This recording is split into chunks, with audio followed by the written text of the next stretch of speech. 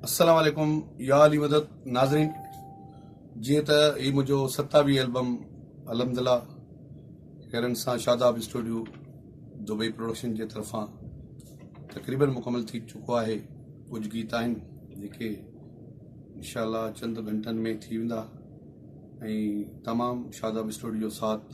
ऐं हिन मुंहिंजे एल्बम में हिकु दफ़ो वरी नवाण हिकिड़ी अची रही आहे, वरी हिकिड़ो दफ़ो ॿीहर इरफान समो साहब मुंहिंजी म्यूज़िक ॾिनी आहे, मुंहिंजी रिकॉर्डिंग थी आहे शादाब स्टूडियो में। ऐं थोरो इंतज़ारु, इंशाअल्लाह ही मुंहिंजो ख़ूबसूरत एल्बम जल्दी तव्हांजे हथनि में हूंदो। वही दकिड़ो ज़ुल्फ़कार मंगी ऐं ॿी सॼी संगत जेका बि मुंहिंजा शाइर मोहम्मद अली चाचड़, अहमद अली चाचड़, हाशिम चांडियो, अमजद चांडियो, शाहिद चांडियो ऐं ॿिया दोस्त अमीर जान मीरजत, सुल्तान खोरखानी ऐं बहितरीन शाइर मुंहिंजो प्यारो भाउ असगर मुगेरी साहब ऐं ॿी जेका बि संगत आहे उहे सभु हिन एल्बम में शामिल आहिनि। जिन शाइरनि खे तव्हां ॿुधंदा आहियो उहे सभु शाइर मुंहिंजे हिन एल्बम में शामिल हूंदा। इनशाअल्लाह तव्हांखे ज़रूरु पसंदि ईंदो। अयाज़ भंगर, काफ़ी संगत जेका बि आहे सभु हिन एल्बम में शामिल आहिनि जेके मुंहिंजे हमेशह एल्बम में हूंदा आहिनि।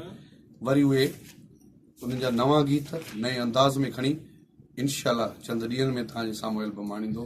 तव्हांजो मुमताज़ मोलाई। अस्सलाम वालेकुम।